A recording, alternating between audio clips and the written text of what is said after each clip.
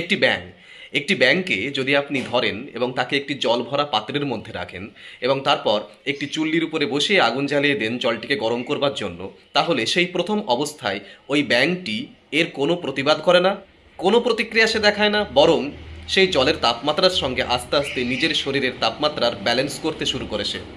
এরপর আস্তে আস্তে জলটি আরও গরম হতে থাকে এবং ব্যাঙটি আরও চেষ্টা করে নিজের শরীরের তাপমাত্রার সঙ্গে সেই জলের তাপমাত্রার সামঞ্জস্য বিধান করতে, ব্যালেন্স করতে, এবং সে ভাবে এখনও তো সহ্য করা যাচ্ছে, অসুবিধা কি, নিশ্চয়ই যে হিটটা আস্তে আস্তে বাড়ছে, যে তাপমাত্রা আস্তে আস্তে বাড়ছে, সেটি নিশ্চয়ই কিছুক্ষণ পরে বন্ধ হয়ে যাবে এবং আমি সুস্থ হব, এটা সে মনে করে। মনে করতে করতেই সে সহ্যই করে যায়, কারণ এখনও তো সহ্য করা যাচ্ছে।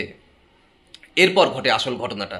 একসময় ওই চুল্লির আগুনের ফলে সেই জলের তাপমাত্রাটি অনেক বেশি বেড়ে যায়, এত বেশি বেড়ে যায়, হঠাৎ করে তখন ব্যাঙটিকে সিদ্ধান্ত গ্রহণ করতে হয় যে না ভাই, আর পারা যাচ্ছে না, এবার আমাকে লাফ মেরে এই জল থেকে, এই পাত্রটি থেকে বেরোতেই হবে। সে সিদ্ধান্ত নিয়ে ফেলে। মুশকিল হলো, ওই পাত্রটি থেকে লাফ মেরে বেরোতে গেলে কিছুটা তো শক্তির প্রয়োজন হয়।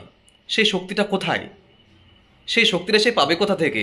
সে তার শরীরের সমস্ত শক্তি তো ব্যয় করে ফেলেছে সেই সিদ্ধান্ত নেওয়ার পূর্ব মুহূর্ত পর্যন্ত, যে সময়টুকু পর্যন্ত সে মনে করে এসেছে যে না, এখনও সহ্য করা যায়, এখনও এই শরীরের তাপমাত্রার সঙ্গে এই জলের তাপমাত্রার ব্যালেন্স করা যায়, এই ব্যালেন্স করা যায়, এই সহ্য করতে করতে করতে করতে সে তার সমস্ত শক্তি ব্যয় করে ফেলেছে। এখন তার শরীরে বিন্দুমাত্র শক্তি আর অবশিষ্ট নেই যে সে সেখান থেকে লাফিয়ে গিয়ে ওই পাত্রটির বাইরে গিয়ে পড়বে বা বাইরে বেরোবে। সুতরাং কোনো শক্তি, কোনো সামর্থ্য, কোনো ক্ষমতা না থাকবার ফলে সেই জলের মধ্যে সেদ্ধ হয়ে তাকে মরতে হয়, তাকে মারা যেতে হয়। এই ঘটনাটিকে বলা হয় বয়লিং ফ্রগ সিনড্রোম। এখানে যেটা সবথেকে বেশি লক্ষণীয় সেটা হচ্ছে ব্যাঙটি মারা গেল কিসে? জলের তাপমাত্রার ফলে, নাকি সঠিক সময়ে সঠিক সিদ্ধান্ত গ্রহণ করতে না পারবার ফলে? অবশ্যই সঠিক সময়ে সঠিক সিদ্ধান্ত গ্রহণ না করবার ফলে। এই বয়লিং ফ্রগ সিনড্রোম আমাদের জীবনে ঘটে চলে, প্রতি মুহূর্তে ঘটে চলেছে। আসলে আমরাও বহু সময়, বহু ক্ষেত্রে অনেক অন্যায়, অনেক অপরাধ মেনে নিই, অনেক ক্ষমা করে দিই এবং ভাবি যে না ঠিক আছে, এবার হয়তো সে শুধরে যাবে, এবার হয়তো পরিস্থিতি অন্য রকমের হবে।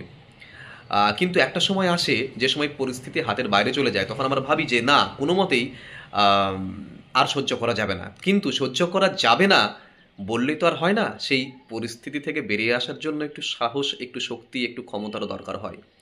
তাই জীবনে এমন কোনো পর্যায়ে আসা মনে হয় উচিত নয় যে সময় ওই সিদ্ধান্ত নেবার পরেও ওই ব্যাঙটির মতো লাফ দেওয়ার ক্ষমতাটুকুও নেই, এইরকম পরিস্থিতি যেন সৃষ্টি না হয়। তাই সঠিক সময়ে সঠিক সিদ্ধান্ত নিতে হবে, না হলে আপনাকেও ওই সেদ্ধ ব্যাঙের মতো ওই পরিস্থিতির চাপে মারা যেতে হবে।